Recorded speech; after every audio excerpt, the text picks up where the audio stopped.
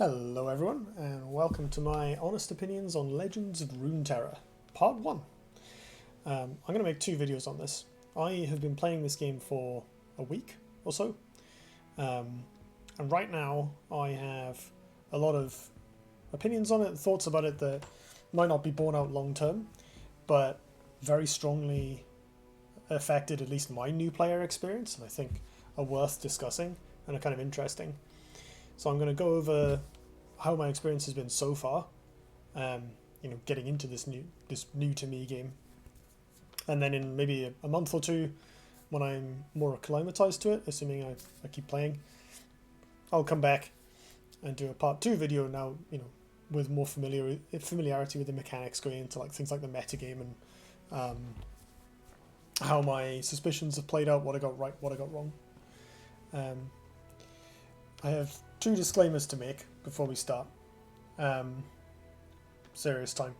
The first one is that this game is made by Riot, who make League of Legends. Riot have, as of the past few years, been embroiled in a number of accusations and controversies around a sexist corporate culture, mistreatment of female employees, and a whole bunch of problems related to that. They have declared an intent to change, and I think as of relatively recently, some good news has come out of the company. In addition, I follow a couple of people from Riot on Twitter, like who happen to work at Riot on Twitter, and at least one of them has talked about how the department she works for is absolutely fine. So it's not necessarily the entire company that is struggling like this. Even before things came to light. I hope that Runeterra comes from the non-toxic parts, but I have absolutely no way of guaranteeing that. Like I said, there has been some genuine seeming positive progress that has been made, but it is still a company with, those issues very present and very current and kind of hanging over it. The other issue related to that is that the art for the female champions in this game is dreadful in terms of like fair and humanistic presentation of women.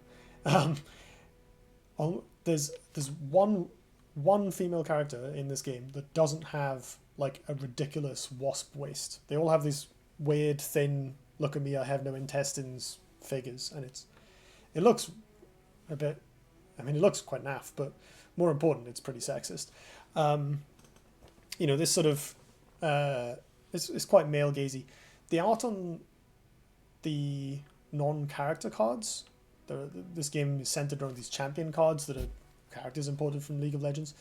The art on other cards is not quite as obviously bad, or as kind of front and center in its presentation of this style of character design, but the champions are kind of the faces of the game, and they are not what I would call representative of women as a whole. So it is the number one thing I like the least about this game.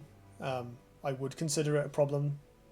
I didn't know it was this bad before I started playing. And now I'm here.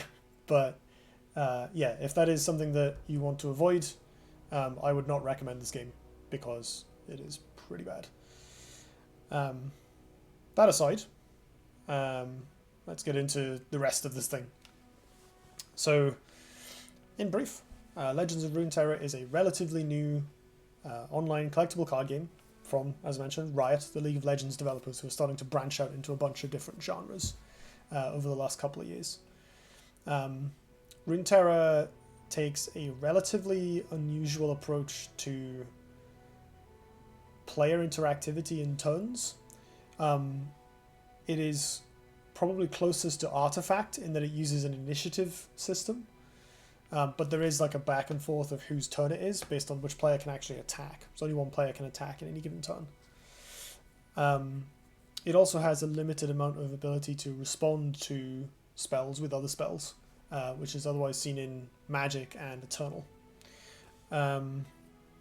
So it's a very unusual take on the turn sequence, and I have found it so far I found it very difficult to learn, which is a common theme that we're going to return to throughout this video. I'm gonna start off by let's jump into a game with the deck that I have. We'll talk about that a little bit, and then I'll come back, go through some aspects of the rest of the game in a bit more detail, and then we'll go back and probably round out with some more gameplay footage to finish the video. Gonna fire up my thick zombie boys. These are this game is built around, I think they're called regions or something, basically like areas in the world that form factions. So each faction they have a little icon and a color and a name that I mostly can't remember so far. Each one has a thematic and mechanical slant. You can see here hello.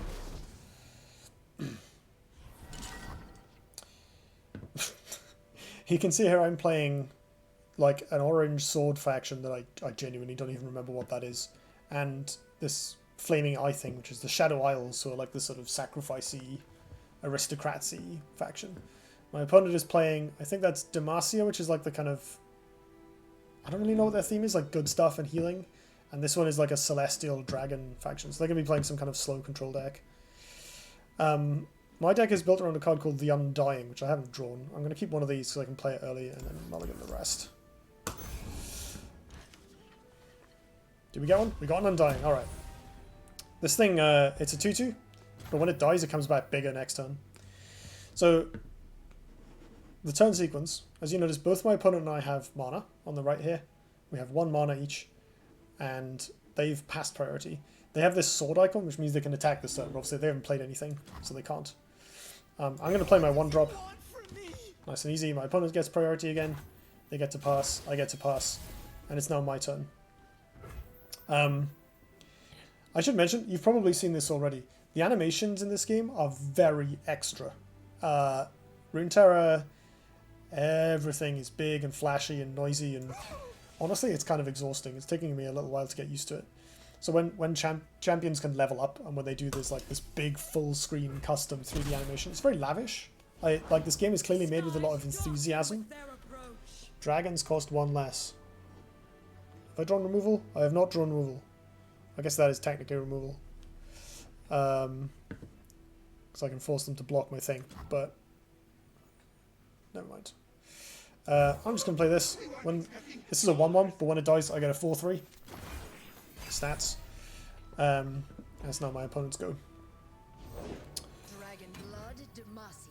So when this attacks, it gets bigger, and when it deals, so this is a champion card. You can tell it's got a gold frame and it has a level up ability, and it's like a named character. If you've played League of Legends, you might know who this person is. I haven't got a bloody clue.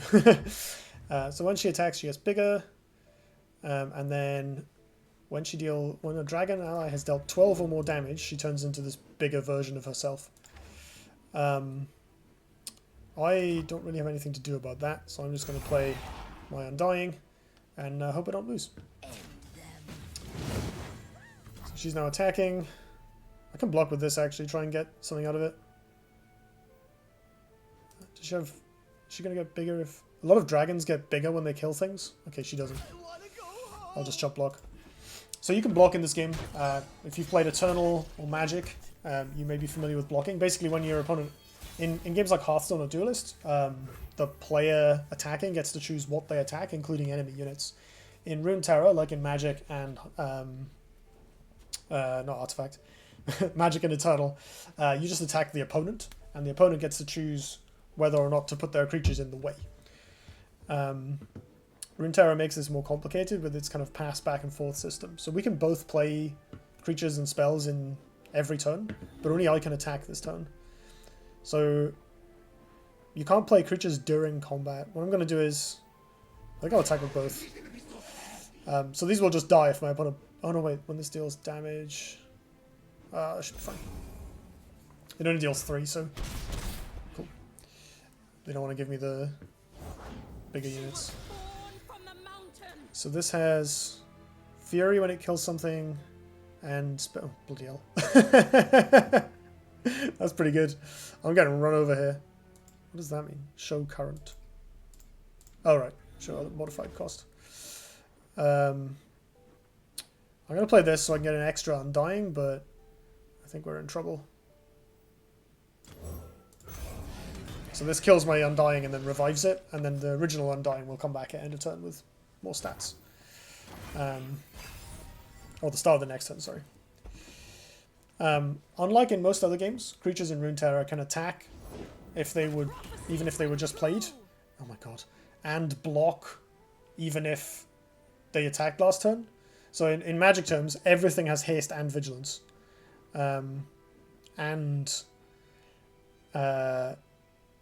Essentially flash, because you can play things in both turns.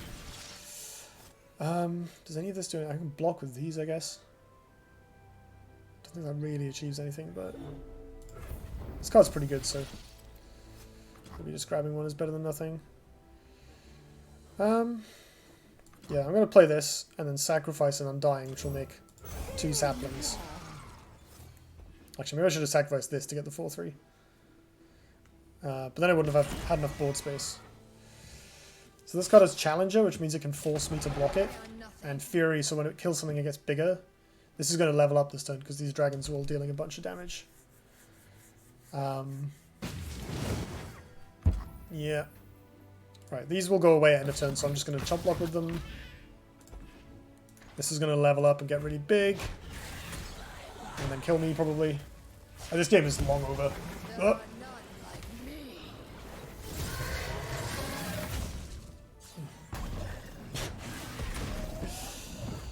Woof.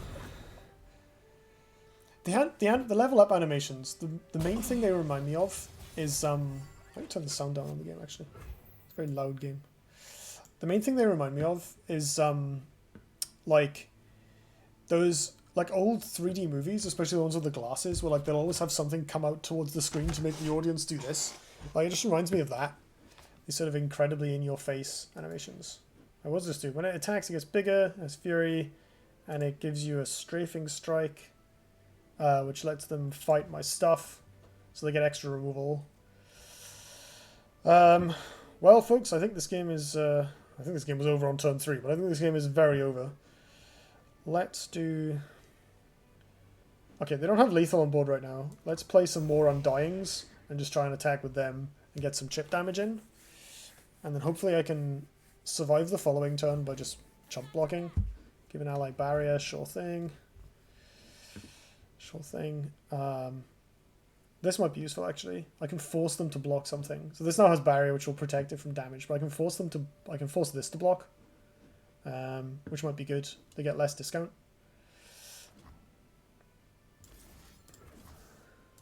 Let's do that.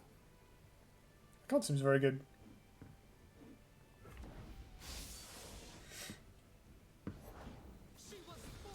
Another one of those. Sure thing.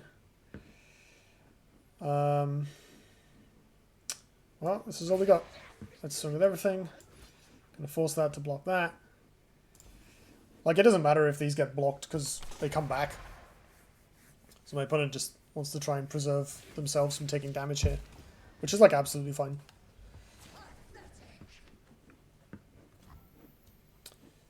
Do I want to sacrifice one? I might actually sacrifice one. May as well be this one because I can't deal damage to that. So I'll sack this to draw some cards, hopefully find some kind of finisher for the following turn. I only have one blocker this turn, so I might just... Oh no, I am probably just dead on the swing back, aren't I? These can't block, which is a problem. Okay, this card's great, but I can't play it yet. 1 mana off playing this 5/5. Oh no, wait, this died as well. I can play the 5/5. Excellent, I have 2 blockers. I might be able to survive the turn. I don't think I can kill them on the way back, because they can just block again with all their silly dragons, but...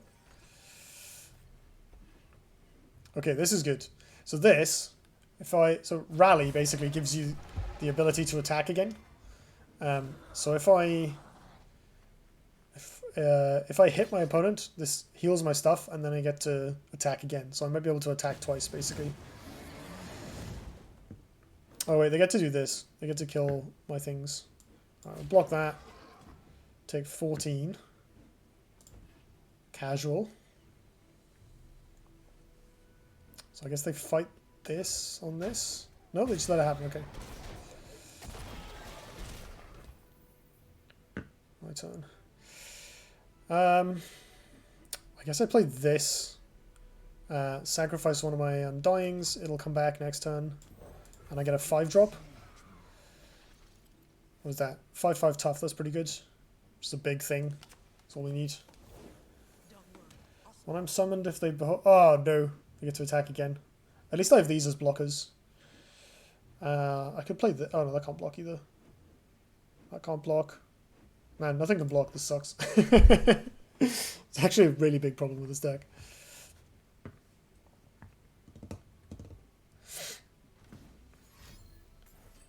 So they're fighting my only blocker. Oh, yeah, this is game, I think.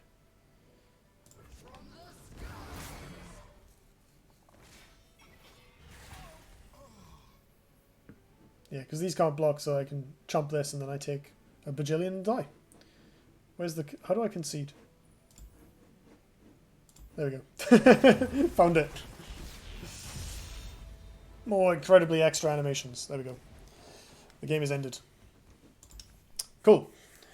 So my budget deck got run over by... I'm like literally at the bottom of the ladder, by the way, and people are playing plenty of what seemed like net decks or high rarity decks.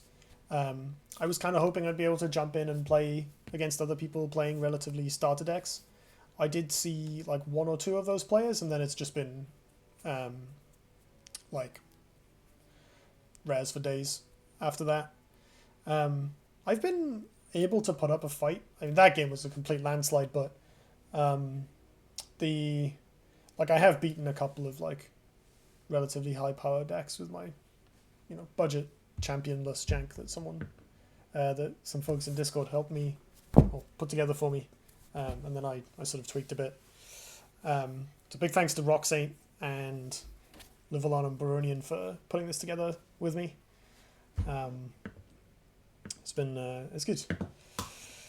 Right, so with that done, let's have a look through the rest of the game. It's actually one of the reasons I finally decided to give this a try. The main reason is people sort of people asking me to or hoping I would pick it up. But one of the things that kind of helped compel me to give it a go is I like the look of the UI from screenshots. It's sort of I am very much in two minds about the UI of this game. Like I said, the animations are exhausting. At least for me, I love like the Doom games. I play a lot of Dota, which gets very messy. I don't really mind animations. It's just the way that it's very loud and very frantic and kind of leaps out of the screen. I'm just playing a card game, I just want to sit down and chill out and push some cards around. Like, that's what, it's a strategic experience or it's a chill experience. At least that's what I look for in card games. And I don't really want something that is like, hey, this card leveled up. Like, I know, damn it. I can see. It's there. I read the card. Speaking of reading the cards, the other big problem with this game is that it is so hard to figure out how it works and what anything does. Like, these are starter decks, and this is the deck that I actually built, right? And these are all different factions. And I have no idea what the factions are. I know the green one, but this looks kind of icy. I think that there's one called Freljord, which I think is like this sort of Norse faction. I think that's that one. That's red, so it's probably the aggro faction, but like, I have no idea. What's this purple thing? Like, and you mouse over it, it doesn't tell you like what they are. And the colors are helpful, but there's no like, apart from red probably being the more aggressive one, there's no obvious kind of link, at least to me, in what they mean and what they do. So and at the start it shows you your opponent's champions that they have in their deck, but I don't know the cards. So like some of the arts I recognize, and I've looked at the cards in the collection manager, but most of the time I'm like, sure. There's like, it would be so much easier for someone to pick up, especially as like, I'm quite used to remembering cards. I have learned a fair amount of the cards already. I'm quite accustomed to picking up games, picking up strategies, learning how things work. I've made a card game, like I'm comfortable with cards, very comfortable as a medium. For someone who's less happy to just try and remember stuff, this game would be unplayable. Like you'd really struggle to learn this. If you're not someone who habitually remembers cards, because the game, it just does not tell you. When you open packs, you can't see what the cards do. If you click, it assumes you want to go away. And they have like icons on and things that denote keywords instead of just having the word. If there's more than one of them, they get collapsed to a little icon. I haven't memorized all the icons yet. And a lot of the time, there's a lot of cards in this game that like create other cards. The champions all have a leveled up version. And there are plenty of cards that like generate things. And you can see what they do, if you right click on the card in the game. Not that that's particularly, it takes a while. And there is a timer. And you're both playing all the time, so you don't have a downtime in your opponent's turn where you can read their stuff. But when you've just opened a card, you have no idea what the the extraneous cards are, and you have to go into the collection manager afterwards to actually see what it was you just pulled, which is like a bizarre oversight. The tutorial is quite scant. There's a lot of challenges, which are like these kind of puzzles. Oh, there's a new one. Which are like these puzzles. There's quite a large number of them. I think these read like they used to be a tutorial, because like these ones, this one's literally called First Battle. And the first few, like, they talk through the mechanics again that it already showed you in the tutorial. I think these do a better job of it than the actual tutorial does, which kind of rushes you through very quickly. And it acts like it told you what spells do, but it doesn't really. And given that Runeterra's turn sequence mechanic is quite hard to intuit, it could really use some clarity on that. So what I understand is that so you pass priority back and forth. The player who's got the it's called the attack token, which is the sword thing. Like it's their turn basically, and they go first. You just play your cards. For minions, they just resolve straight away. You can't respond to them. For spells and like play triggers on your minions, they can be responded to by fast spells and burst spells. So there's slow, fast, and burst as your spell speed. Burst spells can respond to stuff and can't be responded to. So they're like, if you've played Magic, they're like instants with split second, which is like I say if you've played Magic, split second is like a 15-year-old mechanic. But yeah, basically they just happen immediately by Magic. Fast spells can respond to other stuff and can't be responded to. And slow spells can be responded to and can't respond to other things. So, but wait, there's more. So instead of, if you've got the attack, the sword thing, the attack token, you can attack instead of playing something, and that counts as like your action. And when you attack, you can queue up spells, fast spells, not slow spells. And then you sort of you attack and cast the spells at like the same time, but the spells don't resolve until after your opponent's blocked. And they make their block, and it's the same. You can make your blocking decisions, and you queue up spells, and they all resolve afterwards. And it's bizarre. So in Magic Gathering, it's much more the system is more consistent. You have instant speed cards that can be cast in response to stuff and during combat. And the way it works is the first player attacks, and then there's a space where both players can cast instants, and those instants will resolve. And then the second player decides whether to block, decides their blocks, and then there's a space for both players to cast instants, and then combat damage happens. So you can, for instance, if you've got a spell that makes a minion, you can cast that before blocking. In Runeterra, the UI will let you queue up your spell. It will let you cast your spell before you block, but it won't resolve until you've made your blocking decision. And that is complete. I found this out in the game, because the button on the right where it passed priority, it said skip block instead of yes, I want my spell to resolve. So the only way I can get my spell to resolve is by blocking. and then it will resolve afterwards. And it's like, once you know it, I don't necessarily, I can't like really fathom the logic of why it works this way. But like once I've learned it, then fine, I can at least try and remember how it works and adjust to that in game. But it didn't tell me any of this. Like a lot of my learning from this game was just me asking people stuff in Discord over and over again. Like, how does this work?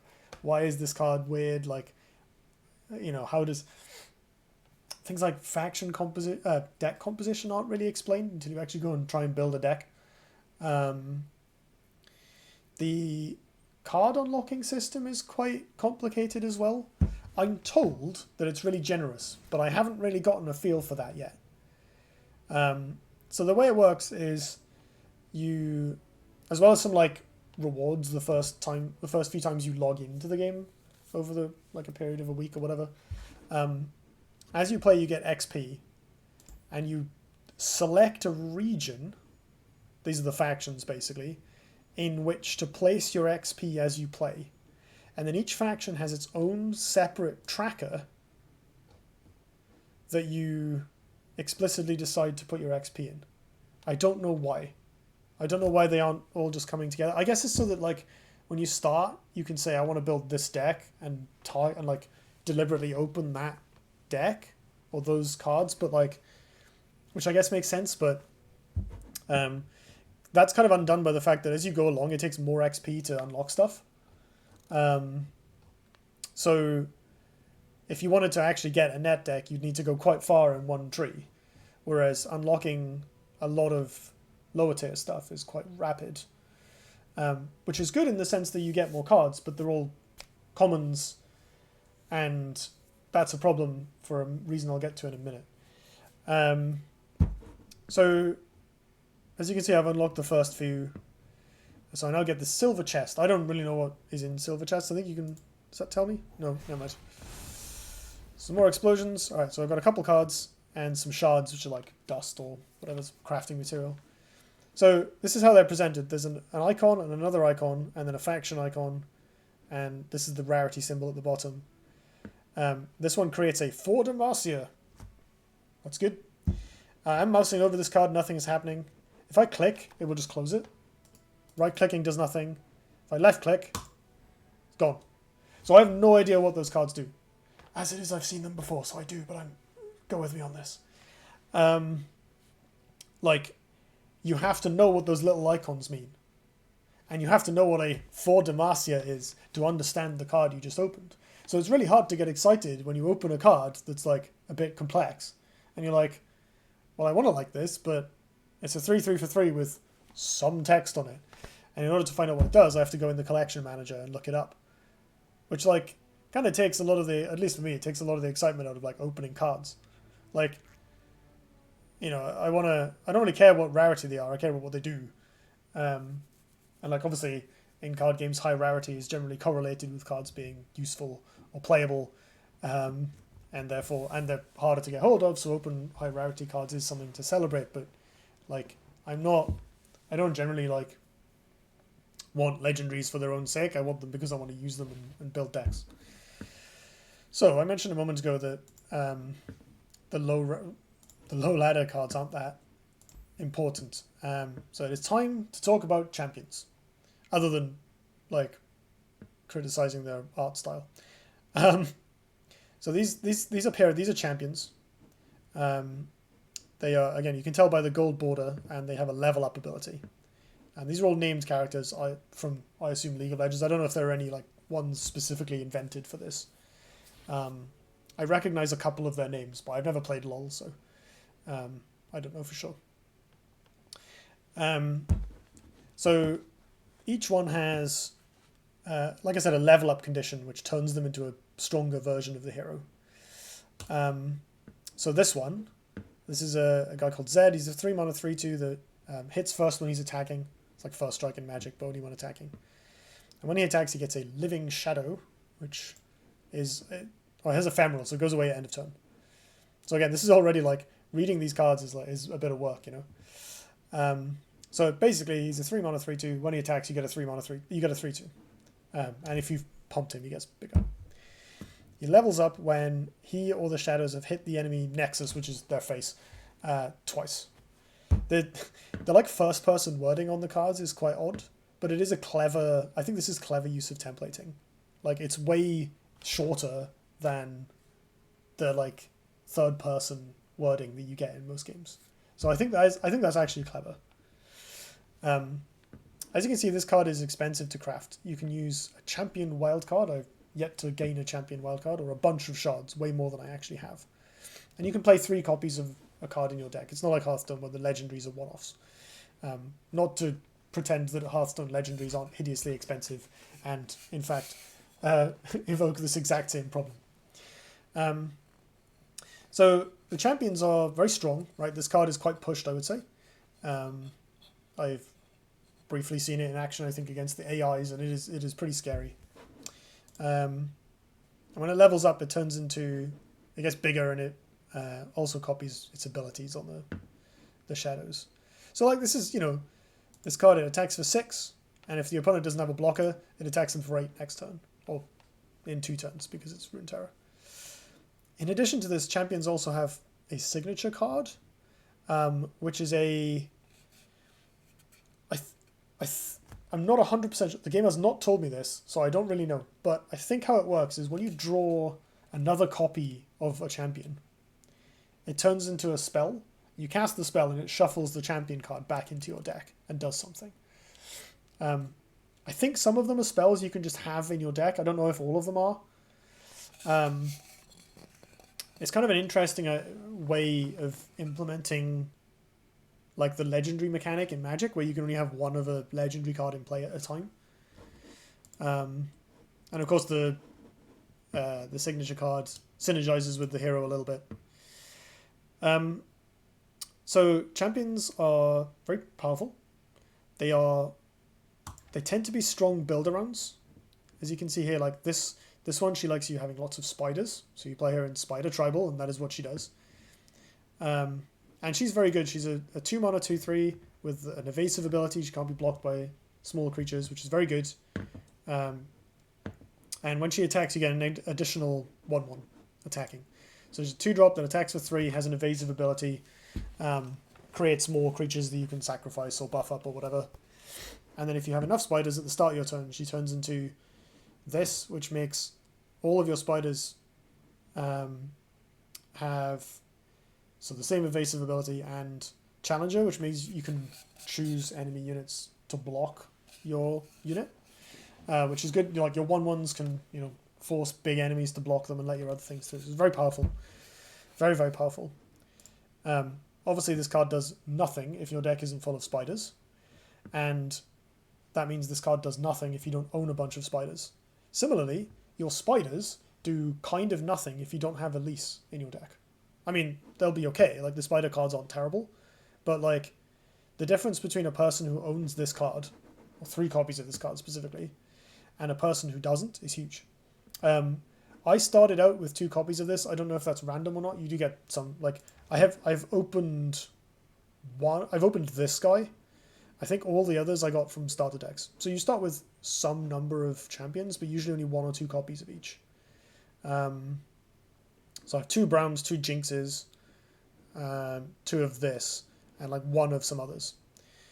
Because you really need 3 copies, and the decks are built around them, this actually, in practice, makes deck building, A, relatively restrictive, B, relatively expensive, even for a game that is supposedly generous. I want to say that, like, I've heard that Legends of Runeterra is very generous. It has like this, from what I heard online, it has like this paced system where even if you spend money, you don't get cards that quickly.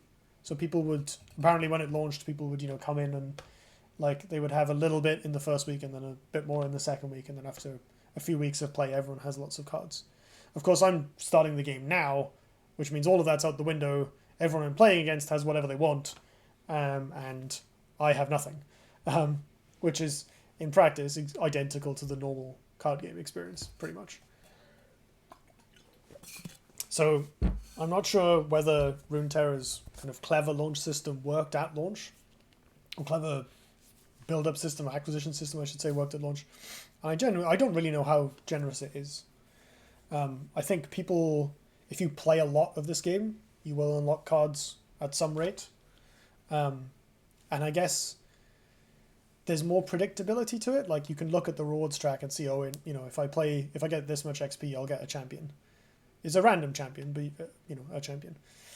I think there's duplicate protection as well. So if you've already, you can try and fill out your roster of champions over time. But from my perspective right now, I have a lot of 1 and 2 of champions that do specific things and not a ton of support cards for them. So I either need to craft champions to match the cards that I do have if I'm trying to deck build, or craft cards to match the champions that I have, even if I had, assuming I had 3 ofs of any of them, or go without champions. And because the champions tend to be the best cards, they're not like a million miles ahead of the rest of the game. Like I wouldn't say this game is duelist levels of rarity balanced, where in duelist, like there were, top tier, there were plenty of like top tier playable common cards. But I would say it's not far off. But the champions are definitely like, they're a step above everything else. They have pushed stat lines, they are win conditions, they are cheap and efficient. Like these creatures all have, this one's kind of small, but like these creatures all have reasonable bodies. They often have good combat abilities. Oh, that one's elusive, which is like flying in Magic. Can only be blocked by elusive units, so the small body isn't even a huge deal. Like this is a 4-mana 5/3 that makes their biggest unit have 0 power this turn. And then if you keep making their stuff 0 power, she eventually gets, I don't know what she turns into, but she does it every turn. That's great. Brilliant. Yeah, so this card is really strong, but also if I don't have a ton of Frostbite cards, she kind of doesn't do very much outside of her immediate impact. Whereas if I do have enough Frostbite stuff, she literally turns into this like busted win condition card. Which also means that if you want to play a deck and there isn't a champion for it, you just kind of lose out on having... Like, the card pool is quite small at the moment, and presumably over time they will add more champions for more playstyles, but, like, there aren't a ton of... There isn't, like, a generic good stuff champion. That would sort of defeat their design, right? They're all meant to be built around cards that lead you in different directions. I guess Thresh is kind of fine. This is 3/6 with Challenger. Units dying happens all the time, so I guess he's kind of... You could just play him. That said, I have a deck in this faction and I haven't put Thresh in it.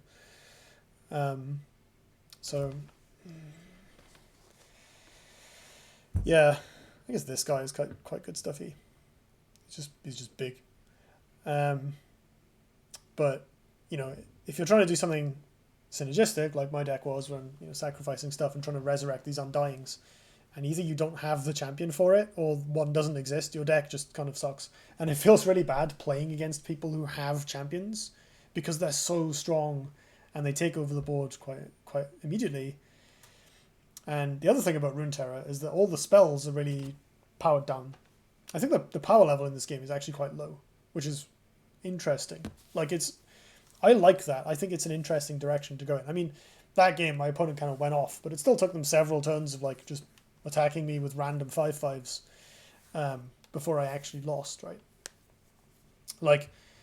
If they hadn't had the rally effect at the end of the turn, at the last turn, I might have even been able to win. With my, from being super far behind with my kind of bad deck. So this game has a mechanic that I haven't covered yet called spell mana. Any unspent mana at the end of your turn gets converted into spell mana, and you can have up to 3 spell mana. As you probably expected, it can only be spent on spells. I think this is a really clever mechanic. It is sort of slightly undone by the fact that they've obviously had to balance all the spells around it. So all the spells cost 1,000,000 mana, or are very inefficient. If you've played Magic, you'll be familiar with the card Lightning Bolt, which is 1 mana, deal 3 damage, instant speed, and it's various 2 mana instant speed or 1 mana sorcery speed kind of equivalents that they've added over time. Hearthstone has 1,000,000 cards that are 2 mana, deal 3 damage with some mild upside. Runeterra has 3 mana, deal 3 damage with downsides. A lot of them. I think there's one in every faction, but I'm not sure. Like this one, you have to discard a card, for instance. There's one that deals 3 damage to one of your own units. This one only works if an ally died this turn. So, an ally is one of your units, sorry. So, the cheap removal is very card inefficient. This one's very good. I like this card. And I'm told by my good friends who play this game that these cards are actually all played.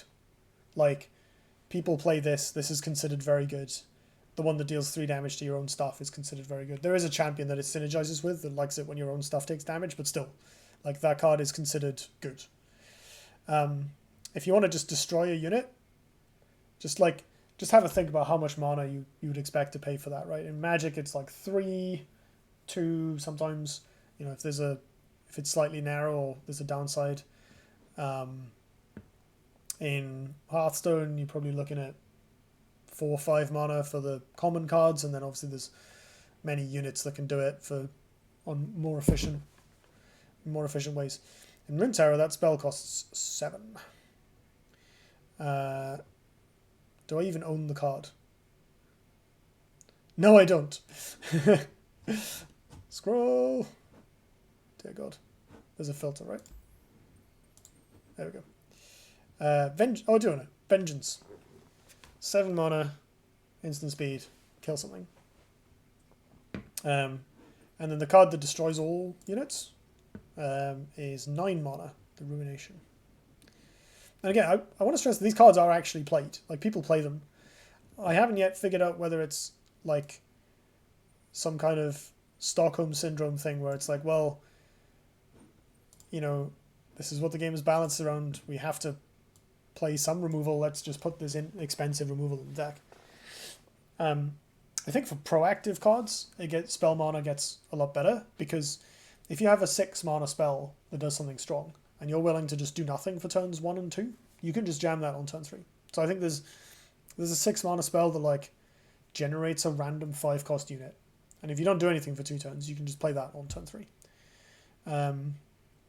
The ramp spell in this game costs 5.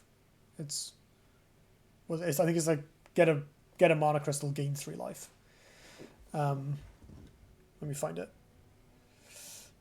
So, from my perspective so far, I find this very very strange. I don't think I have it.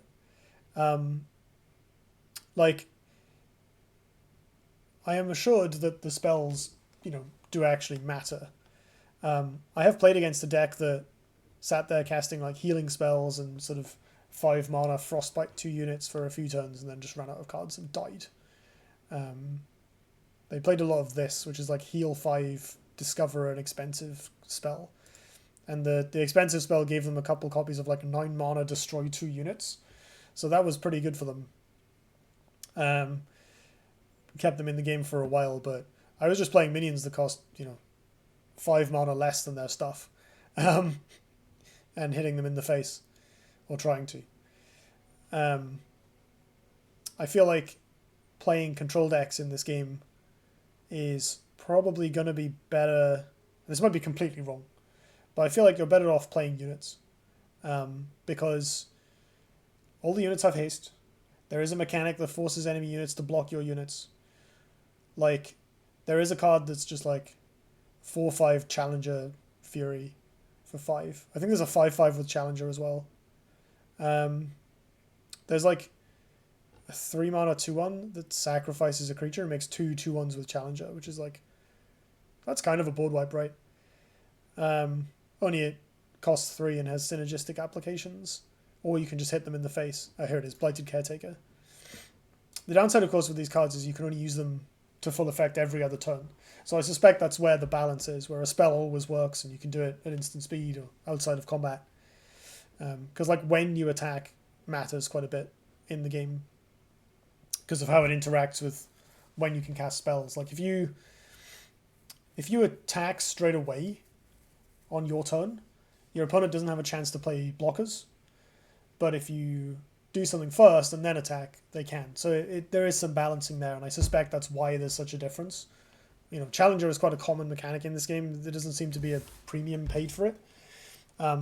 Similarly with a mechanic called Vulnerable, which is like, you put Vulnerable on an enemy unit, and then you can decide how that unit blocks.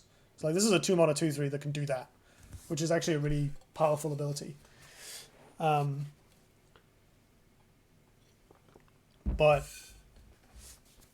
like on a cheap body, and it feels bizarre to be like, yes, I should play 7 mana kill something instead of this, but because of the attack timing, I suspect that's where the balance comes in. And obviously this card is like a little situational compared to unconditional removal. So, but it's just a bit odd that like the spells have to be so balanced around spell mana, which, again, to clarify, I think that mechanic's very clever.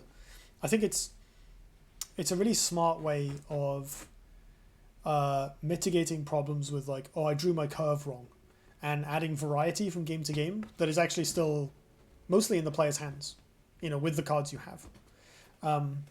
Hearthstone and Duelist both have this problem where, because you can consistently gain the same mana every turn, decks play very consistently on curve, or are designed to, and especially in Hearthstone, people will just plot out, okay, my opponent's going to do this on 2, this on 3, this on 4, and play around it. And that is fun. Like, playing around things in that way is fun and engaging, but it also, like, you need decks to change often, or it gets very old. And I find spell mana to be a really clever solution to that without having to introduce a more complicated or more random mana mechanic, which, like, I don't mind random mana as much as some people do. I don't think lands per se are like necessarily a good thing to put into a online card game. In a game that's newer than Magic, using Magic's mana mechanic just feels anachronistic. Like, they did that in Eternal and I hated it, but this is a clever way of like adding variance without adding RNG in a area that players tend to really dislike there being RNG in. But I think the way it's forced the spell balance of the game is kind of odd. But I think that's, I don't mind playing a lower power level game. I love playing limited formats, drafting and stuff. And obviously the power level there is lower, so I have no problem with this. It's just weird that, like, I feel as though the amount of limitation on design and balance space that spell mana is going to apply to the game is going to have quite a big impact on card design in the long term. Like, it is very difficult to control early creatures, and this exacerbates the impact of champions because, I mentioned, let's look at Ash again as an example. This card is a 4-mana 5/3 that makes the strongest enemy have 0 attack for a turn. It's very strong. In Magic, you'd look at that and be like, yeah, that's a pretty cool ability, but it dies to removal. In this game, if you kill that with one of your 3 damage spells with a downside, you're like 2 for 1-ing yourself, and they've already gotten value off of the it's an attack effect, not a play. Well, let's say they've attacked with it. Maybe you kill that and they've potentially already gotten value off of the attack effect, or you're still putting yourself down on cards to remove this key threat. Or you're like, if you want to just trade 1 for 1 with it, you have to wait and play a much more expensive spell. Meaning that the fact that these champions have a powerful on-board effect and a win condition that triggers after a couple of turns of them being in play in most cases, and the game doesn't have, like, you can't just kill them. It wouldn't surprise me if that was deliberate to make the champions more exciting, or more reliable. Like, it would kind of suck, I guess, if the game is all about these champions and you can just Doomblade them. But also it means that when you're the player that doesn't have champions in your deck, boy does it feel bad. Like, not only has your opponent got these like busted cards by this, they sit at the top of the power curve of the game, that are also, like Planeswalkers in Magic, if you leave them in play for a little while, things are going to snowball and it's going to get worse and worse for you. On top of that, you can't even kill them, like, without 2-for-1ing yourself or playing some hideously expensive card. Good lord, my voice is very hoarse today.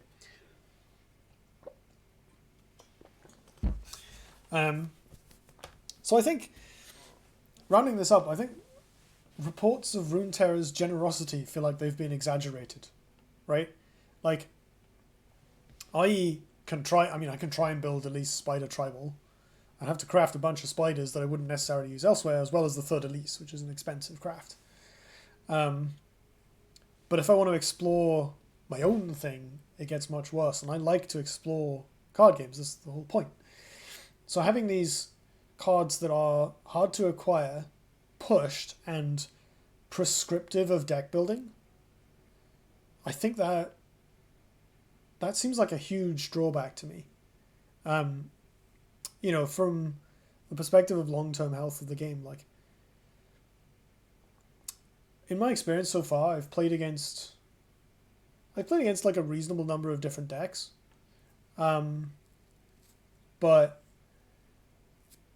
I think I have played against one deck like 3 times already, and I'm really low on the ladder where you'd kind of expect people to be playing budget things, and I am told there was a rank reset a few days ago, so maybe that's why I'm playing against like net decks, but it is kind of odd to me that these cards are so strongly tied to the archetypes they exist in. Yeah. Right. Should we play another game? How do I get out of this collection manager? Like that.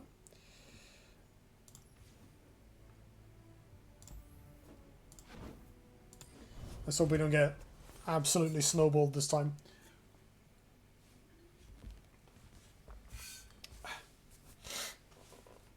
In terms of the playstyles and effects that do exist in the game, I think the mechanics that they have are quite fun. I think Challenger and Vulnerable are pretty cool. Like, they're not... The Magic has a mechanic similar to that. I've no idea what that one on the right is. It's like an old obscure mechanic called Provoke. Definitely replacing that. I think I want one of these, but not both. It's good to have some fodder. I'll take this one because I've got like 2 mana, sack a creature, draw 2 cards. This is good for tempo. What am I against? No idea what that is. And Shadow Isles. Probably not a fast deck. We don't need the 4/3 urgently. Sweet, we drew an Undying. Life is good. Got this as well. This card's really cool. It's look at the top 4 cards of your deck. You get a creature, or a follower, so a non-champion creature, and then you get a copy of it, like with ephemeral, so it dies at end of turns. You get an extra one, which obviously this dying at end of turn is actively good. So when you summon an ephemeral ally, grant it +1/+1. Yikes. Do I... Stalking Shadows for more Undying, so no, let's play this first. Maybe I should have played this to try and get this to block something next time, but I don't really have anything to kill it with, so...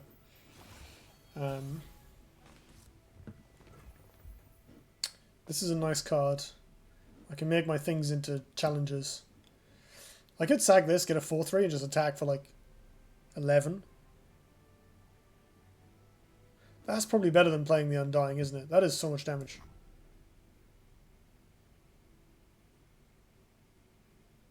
Let's do it.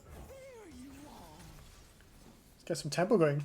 Also, this way, if they want to play the 3/2 champion this turn, it's just going to die. So I guess they can wait for me to attack and play it post-combat. The next time an ephemeral ally attacks, revive me attacking. Okay, sure. Fine. So with everything, that's blocking that, that's blocking that. This wide art thing is quite cool. So for some reason your units go here and then pop forward when they attack, and then become much bigger. But all the cards have like extended art, and you can see it if you click this button as well, which is quite cool. The only problem I found with it is that in this faction at least, a lot of them look kind of the same. Like, all of the art is like dark stuff and glowy green stuff. So it's kind of hard to tell them apart. Iron Harbinger. Grant me +1/+0 for each ephemeral ally you have. Is that permanently? I don't know if that's permanently. I think it's permanently. That's quite scary. Fearsome, like, I guess this, oops, this 4/3 blocks it, which is good. I should probably play my build around. Actually, maybe playing this is better. I can play this, and then this into this next turn. And my Undying can immediately attack, which is good, because it can't do anything this turn anyway. I can't sacrifice it, and it can't block, so yeah, playing it this turn isn't worth it.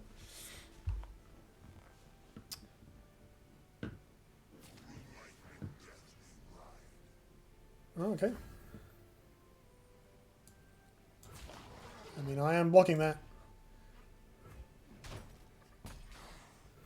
I guess they're gonna... maybe they have a ping spell or something?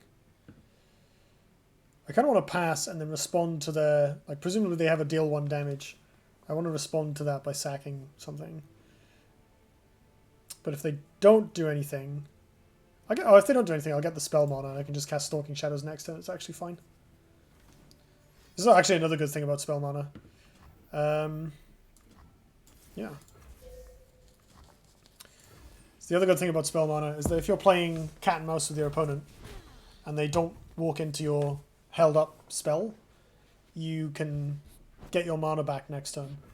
This is, like, normally that sort of risk-reward structure is part of the skill of a game, but because of the high mana costs in Runeterra, of like decks have high curves, there's a lot of expensive creatures that see play, and how much tempo you can generate because everything has haste and can attack immediately when you cast it.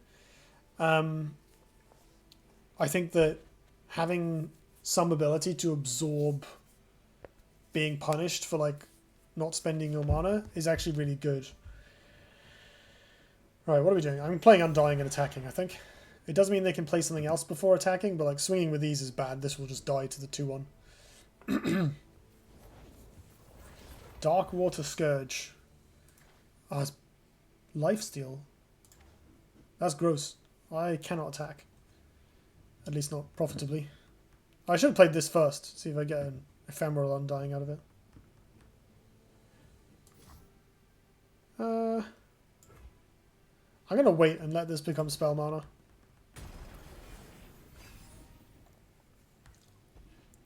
Ooh, that's a good draw. What is this? 6 mana 5/5 makes 2 ephemeral things, I assume. So 2/2, so it'll be 2 3/3s off of the 2/1 there. And then he levels up and gets really big. And he has Overwhelm. Well, that's a problem. I can block with this. Let's cast this first and see what I get. One of them, I guess. My opponent is emoting me mercilessly because I'm thinking. Which is, I mean, sure, you know. Let's play that.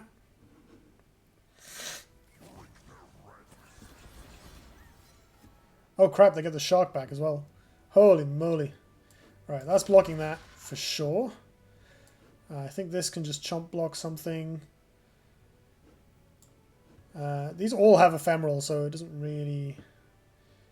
Basically, how much damage do I want to not take this turn?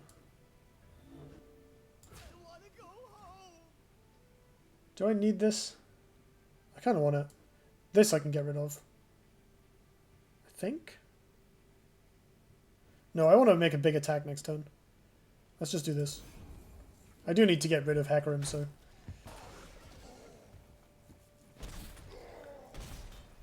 Ow. What do we got? Oh, it heals. Nice. Right. Ooh, that's a very good draw. I think with that, we're going to start off with the full attack. This will get blocked. We get in for 4.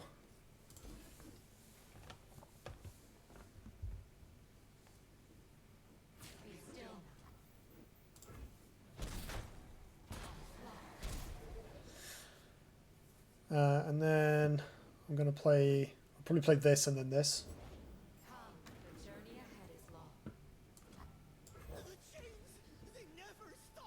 I'm trying to basically delay playing the big thing as much as possible to reduce the information they have. Right, so if I attack now... Well, the 4-5 is still a good attacker. So this has Rally. If you've... Plunder is when you've dealt damage to your opponent this turn. And Rally is let you attack again, basically. Okay, so they're dealing you 3 damage, which is fine. So we'll trade with their stuff, but that's okay by me. We're just going to get in as much damage as we can. They're actually really low on resources, so I'm probably winning anyway, but... yeah, that all seems correct from their side. So they get to attack again next turn. So if they've got another Hecarim, I'm in big trouble.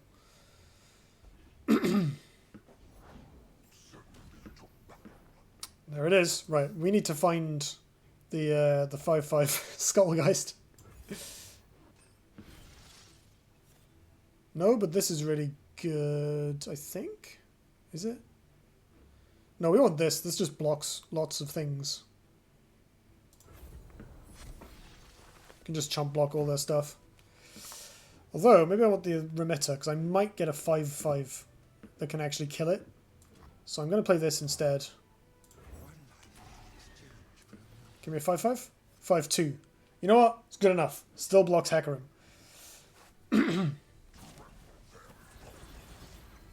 Oh my goodness, that's so much. Although, they are tapped low. I could full attack next turn. They block this. Hold on, am I dead here? 8, 9, 10, 11, 12, 13, 14, 15? Oh wait, this can block. I'm being stupid. Yes. Everything has vigilance in this game. These will die at end of turn anyway. I'm going to chomp with this again, so I take a bit less damage. Oh no. Pick a follower, create an ephemeral copy of it in hand. Gross.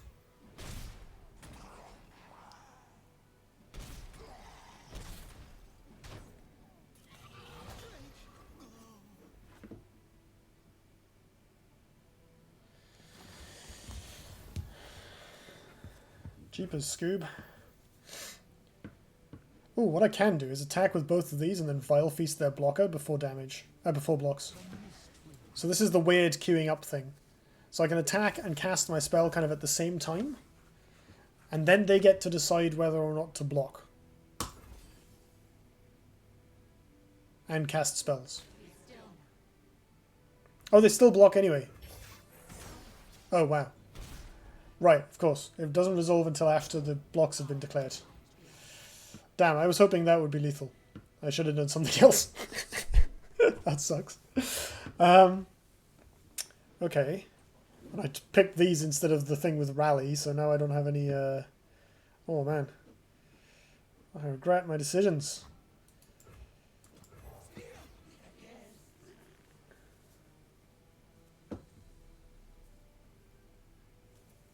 At least they don't have that much going on.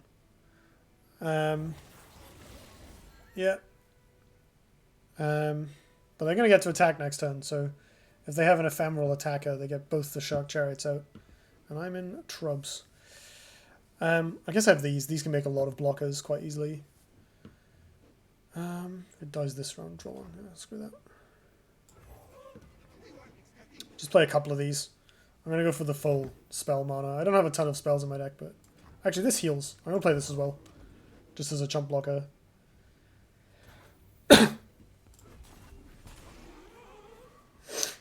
So that died at end of turn because I had Ephemeral. Because I got it off of the spell that looks at the top 4. Summon 2 exact copies of an ally of their Ephemeral. Do they all trigger off of each other? They trigger in order. Goodness me. Wow. That was a thing, huh?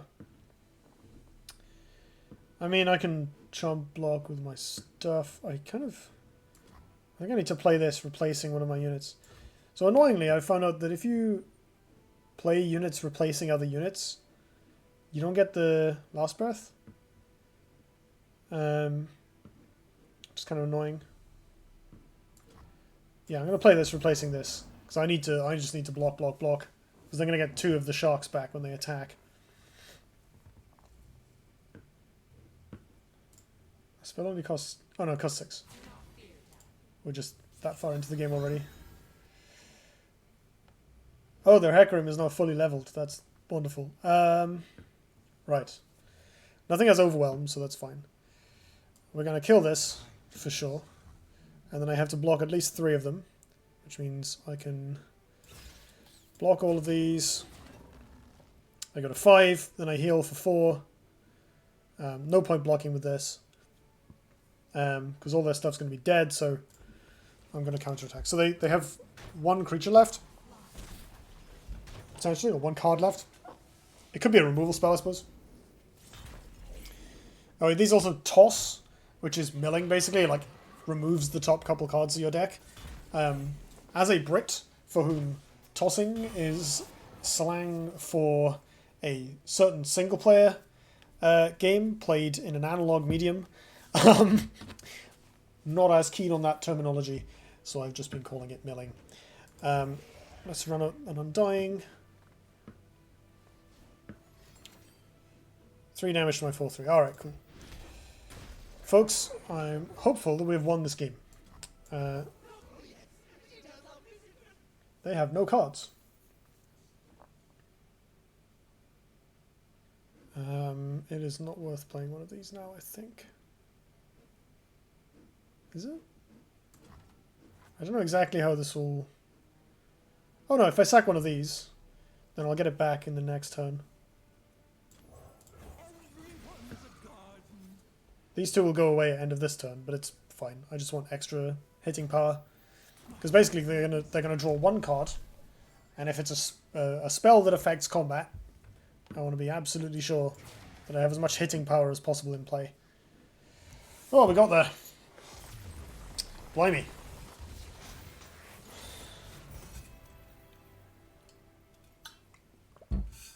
That was rough. That Hecarim thing is real scary.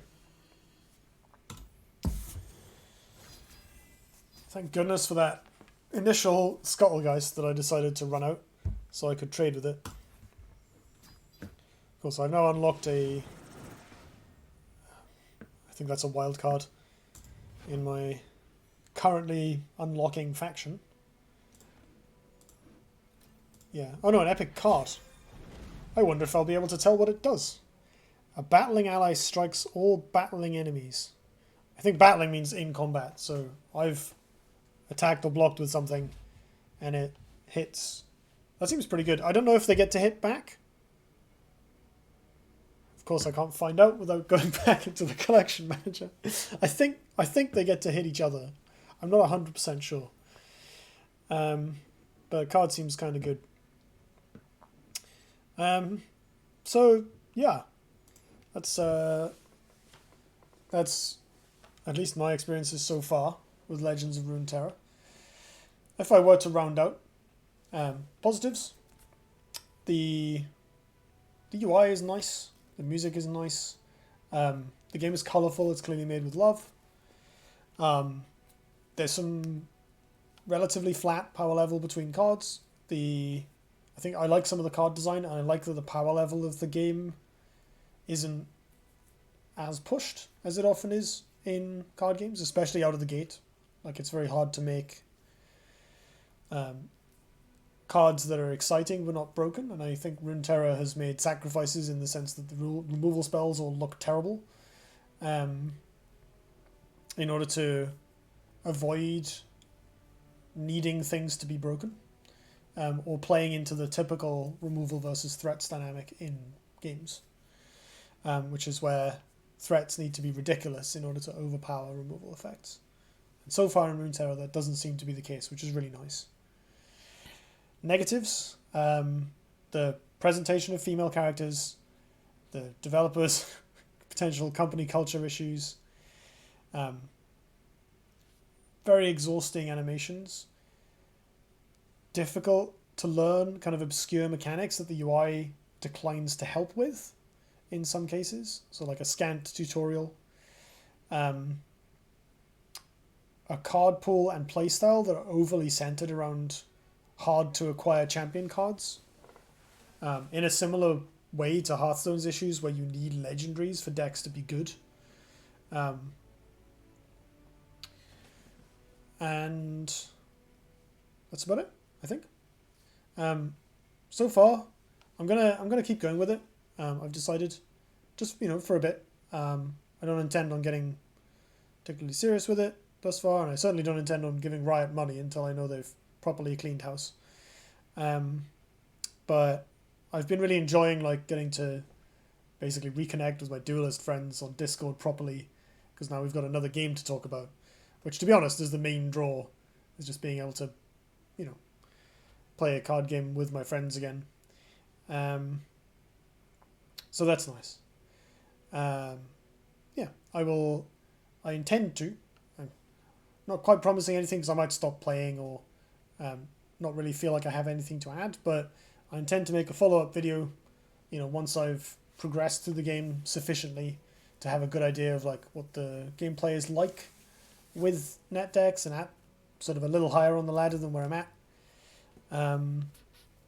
And how it felt to acquire more cards or get more rewards. So that wraps up this very long video, as usual. Thank you all very much for watching. And I will see you next time. Oh, a PS actually before I go. You will have noticed that my output on the channel has declined a lot. Classic YouTuber problem, right? So I was making a bunch of videos while I had a lot of random days off work, because there's a lot of bank holidays, which are public days off in the UK. They're all glutted together, so I had some time off, extra time off in a row. And obviously with the lack of social plans from the pandemic, I had a bit of space, and I was like, you know what, I want to make some YouTube videos. And in particular, I had the Kinder Everyday idea that I really wanted to give a shot at.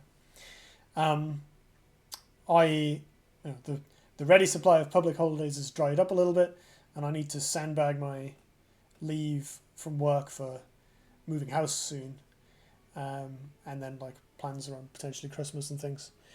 So I've not had a ton of extra time off, apart from a time when I was on holiday. I obviously wasn't doing videos then. And so my output has reduced to, I guess, normal levels once again.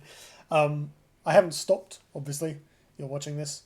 And I haven't stopped doing Kinder Everyday videos. They're short, but they take more effort than just playing a game and talking about it for an hour. That's really easy. I have an idea for the next one I want to make, which is about the monetary value of policies that are kind to people, homelessness and things like that. But it needs me to do a bunch of research to confirm some stuff I ambiently know. I need actual sources for the video, and then to write a good plan for it and stuff. So I don't know when I'm going to make that, but I haven't forgotten the series, and I certainly intend to keep doing them because they are important to me, and they're my attempt to do a bit of good in this world. So yes, I have no dates, but I haven't stopped. I just stopped having a bunch of extra time, and I am once again tired from work and with less sleep, so that's why. But my channel will be slow for a while probably. So apologies to anyone who's been missing the good lord. Apologies to anyone who's been missing the faster pace of updates I enjoyed for a little while there. Yeah, I'm still here, just slower. Give me a shout on Discord if you really miss me. I'm always happy to chat in and around my day. In the meantime, thank you all once again very much for watching, and I will see you next time.